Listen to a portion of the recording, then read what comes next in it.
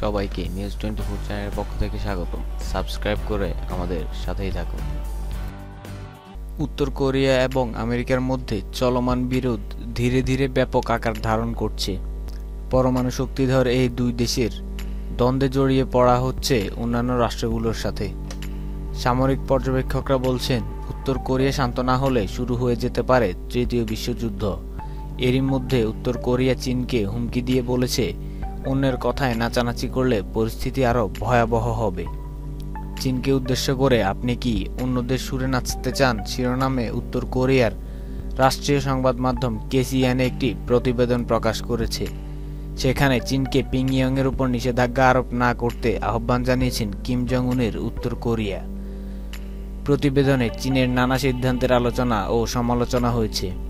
প্রতিবেদনে উত্তর কোরিয়ার প্রতিবেশী চীনকে উদ্দেশ্য করে বলেছে, প্রতিবেশী দেশটি নোংরামি করছে। উত্তর কোরিয়া তাদের সঙ্গে বিদ্যমান সম্পর্ক পুনর্বিবেচনা করছে। পাশাপাশি দেশটি পিংইয়ংয়ের নিরাপত্তার জন্য বিশ্বব্যাপী প্রয়োজনীয় সমর্থন ও অর্থনৈতিক সমৃদ্ধি বৃদ্ধির জন্য সহায়তার প্রস্তাব পেশ করছে। আলোচিত এই প্রতিবেদনে বলা হয়েছে, চীন যদি ধারাবাহিকভাবে পিংইয়ংয়ের উপর অর্থনৈতিক নিষেধাজ্ঞা আরোপ বজায় রাখে, কোরিয়ার শত্রু রাষ্ট্রগুলোর কাছে তারা ভালো প্রশংসা পায়। কিন্তু এই নিষেধাজ্ঞা দেশ দুটির মধ্যে দ্বিপাক্ষিক সম্পর্ককে খারাপ পরিণতির দিকে নিয়ে যাচ্ছে। এজন্য অবশ্যই দেশটিকে প্রস্তুতি রাখতে হবে। উত্তর কোরিয়া জাতিসংঘ সহ অন্যান্য শক্তিধর রাষ্ট্রগুলোর নিষেধাজ্ঞা অমান্য করে পারমাণবিক পরীক্ষা অব্যাহত রেখেছে।